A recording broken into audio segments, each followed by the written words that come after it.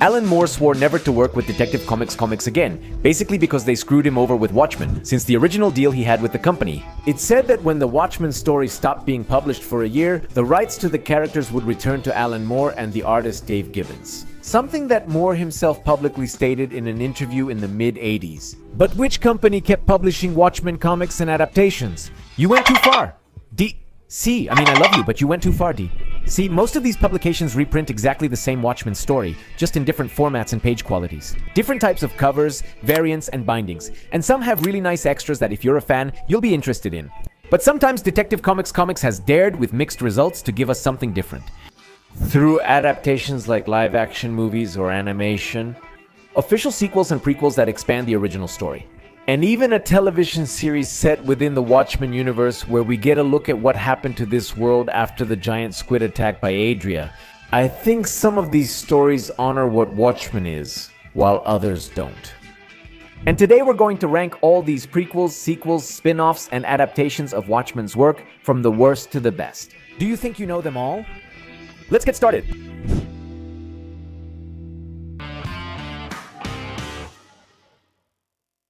I think this is the first time in the channel's history that I'm doing a ranking, and I'm sure you already know how this works, but well, I guess it's better to clarify anyway. This is a completely personal and subjective ranking. I don't claim to know everything, but can you share your top list in the comments? Let's proceed with the top 8 stories and 2 honorable mentions. Number 8, The Bottom. I know this is controversial. When the comic released, everyone was talking about it and excited for it. Because it was the first complete story that mixed the Detective Comics universe with the Watchmen universe. And for that reason, as soon as it was published, the spoilers were everywhere on social media. I remember that when it came out, there were so many spoilers online that honestly, I gave up. And I read it like that, in tiny images on Facebook, before more parts of the story got spoiled for me, and then I bought it later. But anyway, why is it so low on this list? Even though the art is beautiful and the premise interesting, I feel the story is lacking, more than being a story itself. It seems like a 4-issue ad selling a larger story. Are those Bruce and Thomas Wayne moments really iconic? And Tom King tries to copy the 9-panel per page style that defines the original story? It feels more like fan service than a story, since they barely explore the fusion of the Detective Comics universe with the other universe. Still, I have to say this is one of the most iconic covers made in recent years. And at the time, it was a big topic of conversation. Number 7. Before Watchmen. Imagine an official Watchmen prequel by Alan Moore. It nearly happened. Alan Moore said in a 2000 interview that Detective Comics offered to return Watchmen rights. What was the condition? He had to write both a sequel and a prequel to Watchmen. Moore said in this same interview that if they had told him 10 years earlier, he might have accepted. But at that point, he no longer wanted Watchmen back, especially not under those terms. A few years later, Detective Comics announced a prequel without Alan Moore. Before Watchmen was the first event where Detective Comics explored the Watchmen characters' pasts, with a team of top-level writers and artists. However, the results left much to be desired.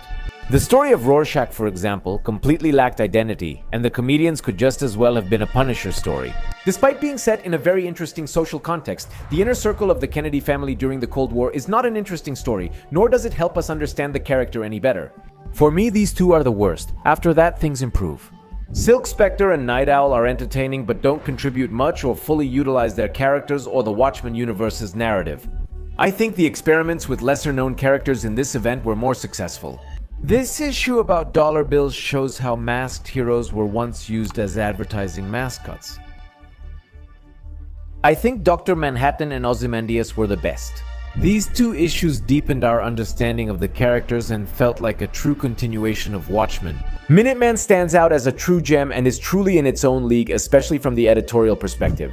Things weren't much better, since the constant delays in the comics led to the cancellation of Before Watchmen. Epilogue. The issue meant to end the event. And for them to cancel the ending of such a highly publicized event, things must have been really bad in the end. Unfortunately, it was an event that generated a lot of expectations, but whose stories in general ended up delivering very little. Did you read any of these? Let me know in the comments which you liked or didn't. Number 6. Animated adaptations of Watchmen. Maybe you don't know this, but there are 2 animated adaptations of the Watchmen comic. One is a 2009 digital versatile disc motion comic that nearly fully adapts the Watchmen comic, and panel by panel over the course of 12 episodes each, about 25 minutes long. The other is 2 animated adaptations released in 2024 that cover most of the Watchmen story. over the course of about 3 hours, pros and cons of each one. The motion comic has the advantage of presenting each of the panels from Watchmen, but unfortunately it has very basic animation. The same voice actor narrates every character, from Rorschach to Laurie. For recent animated movies it's different because each character had a specific voice actor or actress cast, and there's smoother animation and much better quality. However, the downside is it doesn't adapt the story frame by frame and omits some scenes. In my opinion, it over-explains things that are subtler in the comic. However, I think it does a great job choosing the most important parts of the story. And it's an excellent way to approach Watchmen for the first time without investing so much time. Why do I rank these adaptations at number 6? Not because I think they're bad, I actually think they're a great introduction to Watchmen. I just see them as pretty neutral overall. It's like they don't add anything since their purpose is to adapt what's already written in an accessible way. However, I have a very interesting fact there. The animated films from 2024 take a couple of scenes that aren't in the Watchmen comic but are in Zack Snyder's version. One of these scenes is the death of Rorschach, since in the comic Dr. Manhattan disintegrates him without anyone noticing or mourning his death. Whereas in Snyder's film and the animated version, Night Owl does shout out over his friend's death. Another scene from Snyder's version, not Moore's, is Hollis Mason's death. Here, the first Night Owl puts up more of a fight, while in the comic, he is simply beaten badly. And these two decisions already stray a bit from what Alan Moore had in mind. It's interesting that they worked so well in the live-action movie that they were adapted into the animated version. And that's why I ranked the next adaptation a little higher, because besides adapting, it does make proposals and it really feels like a different experience. From the story of Watchmen number 5, Watchmen by Zack Snyder. Zack Snyder's Watchmen movie is a good adaptation of Alan Moore's comic. Currently, there's some controversy about it. And the thing is, even though Snyder adapts many of the panels quite faithfully, nowadays he's criticized for having changed a fundamental part of Moore's work.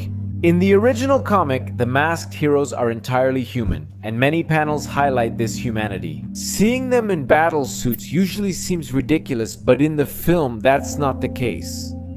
This is due not only to their better-made suits, but also to action scenes showing them jumping inhumanly and breaking walls with their fists. Generally, we see these characters as cool, which goes against Moore's ideas.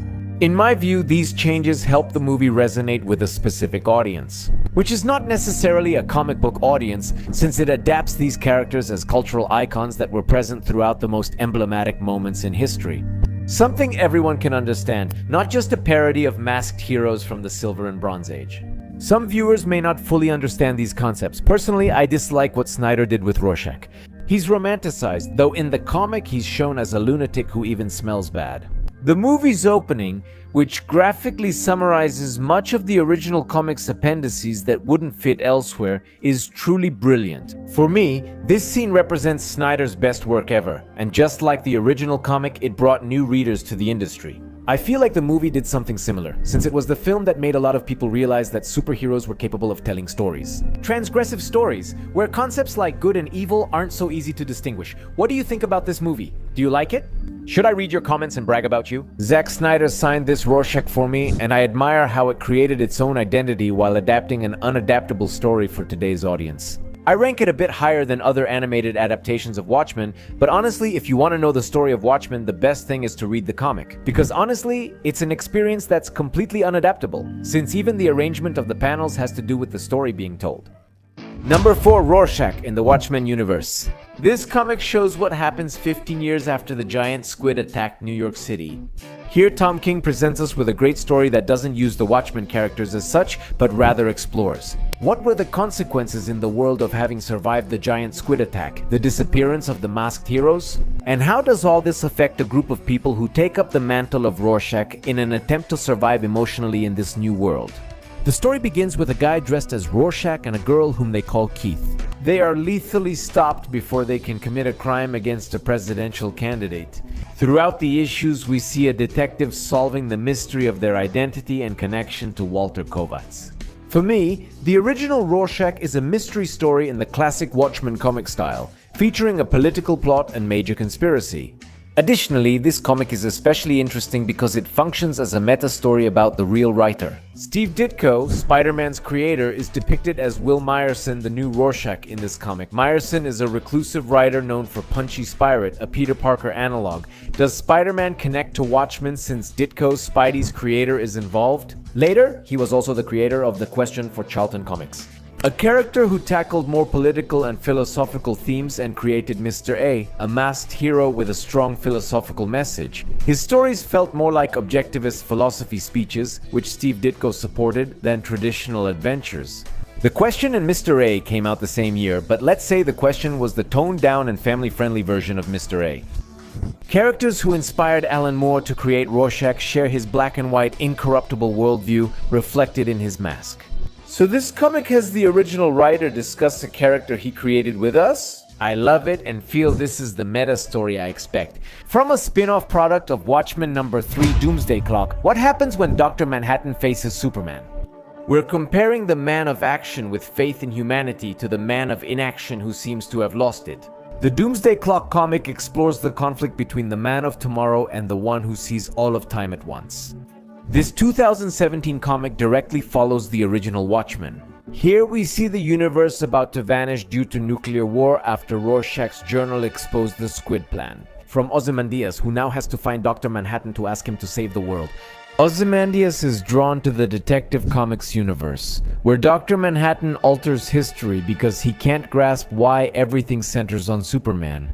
At one point in the comic, Dr. Manhattan sees Superman running toward him, enraged, but after that, he can't see anything beyond that moment. He wonders whether the Man of Steel will destroy him or if Dr. Manhattan will wipe out the universe. It's a comic featuring Watchmen characters interacting with the Detective Comics universe, including an Ozymandias vs. Comedian rematch and a developing political mystery. But for me, the most important point of Doomsday is the way it presents Superman as a character capable of altering the universe. Detective Comics just by existing. A being capable of inspiring hope in anyone, even a god whose humanity seems lost. And something I really like is that even though it does have characters from the Detective Comics universe, it still feels like a story. With the emotional tone of Watchmen, which shows us just how talented Jeff Jones can be when it comes to writing comics. Number 2. Before Watchmen, Minutemen. I consider this the highlight of the Before Watchmen event, which is why it gets its own spot. Before Watchmen, Minutemen stands as the definitive Watchmen prequel. Here, Hollis Mason, the first Night Owl, tells us in much more detail all these stories he experienced in his youth, together with the so-called Minutemen. These stories were first introduced in the Under the Hood fragments, which Alan Moore included as an appendix in some Watchmen issues. The comic reveals how the Minutemen formed and how their fame was built on deception and publicity stunts. We also see team members like Mothman, Night Owl, Superman, and especially Silhouette genuinely wanting to make a difference, and how they often end up clashing with a much harsher reality. This comic fills in many gaps, such as the romance between Captain Metropolis and Who the Justice. Everything related to the death of Silhouette. It also shares interesting stories not in the original comic, like when the Minutemen saved the United States from a nuclear attack.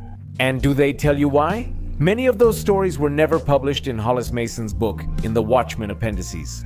It's a comic that not only develops all these first-generation characters, but even manages to expand the story of other characters. For example, it helps us understand the comedian's motivations much better, which ends up reinforcing the story of Watchmen. The best part is that it has its own approach, while at the same time paying tribute to Watchmen. It uses the apparent simplicity of Darren Cook's art to evoke a seemingly simpler time, which upon closer inspection is just as violent.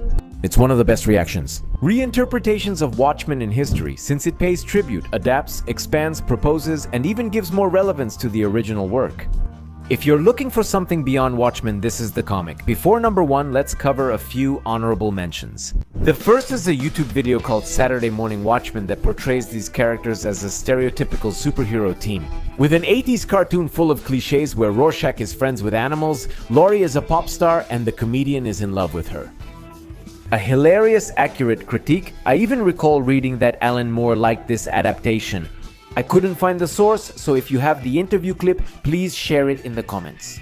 The second honorable mention goes to Grant Morrison's comic Pax Americana. It's not officially a Watchmen story, so it's not on the list, but it uses the Charlton characters that inspired Alan Moore and presents them in a Watchmen-style narrative. Do we witness a great mystery or an all-powerful being losing touch with reality? At the same time, he's able to see other dimensions. A story where, like Watchmen, the panel arrangement influences the narrative. It's Grant Morrison emulating Alan Moore, but in his own style. The result? Absolutely, it's among the best 21st century comics and highly recommended. Now let's move to number 1. Watchmen, the home box office series. This project is probably the most narratively ambitious thing ever done with the Watchmen universe. It was written by Alan Moore. Set years after Adrian Veidt's Squid Attack, this series takes place in the United States where police wear masks to hide their identities. They recruit masked vigilantes to assist them and confront racist criminals who wear Rorschach's mask. Honestly, in reality, some would see Rorschach as a symbol for such discriminatory groups. There's already a website for that. This series brings back original characters like Laurie Jupiter and Adrian Veidt to explore a new mystery with different protagonists. One that addresses structural racism, institutional violence, historical manipulation, and uses Watchmen's classic narrative elements. But it turns out the series goes even further. Home Box Office's Watchmen series showed a historical event that even Americans themselves didn't know had happened. And it uses it to give us an impressive message about what we think of superheroes. The series begins by showing the Tulsa Massacre of 1921, an event that really happened. A mob of white men destroyed a successful African-American neighborhood, leaving 10,000 homeless. It's seen as one of the worst real-life crimes in United States history. Surprisingly, many Americans were unaware this had happened in their country until the series was released. The government deliberately omitted this event from school history books until 2020, a year after the episode aired. What's interesting is that this series doesn't just present this tragic event, but uses it to draw an analogy to Superman's origin. When a family facing disaster in their community sends their son Will, their final hope, to safety. Like Jor-El and Lara with Kal-El, this young man becomes the world's first vigilante, known as Hooded Justice. His face isn't shown in the comic, but he's assumed to be a European man. He, in turn, paves the way for an entire generation of heroes, just as happened with Superman in his time. The series explores what might have happened if the first masked hero in history were African American. Would society have reacted the same? Would they still view superheroes as symbols of American power, or would they have instantly seen them as a threat? I was impressed that this concept occurs in real life as shown in the series. We're told that the character of Dr. Manhattan returns to Earth, but as an African descendant, a decision supported by the script since Dr. Manhattan can alter reality. He chose to hide that way, but many fans heavily criticized it then. The curious thing is that this in a way reinforces the central point of the series. It shows that culturally we often have a wide preconceived idea of superheroes, even though they don't have to be that way. In this way, the series manages to deconstruct another layer of superheroes, just as Alan Moore did in the original story. No other Watchmen spin-off or adaptation has achieved this, which is why I think this series deserves the top spot. Hey, but before you go, I'd love for you to tell me in the comments, what does your personal ranking look like, or at least share your top 5 so we can all read it. I'll also share some other Watchmen analyses you might find interesting. That's all for today. I'm Go the Geek Monitor. Keep looking beyond the obvious.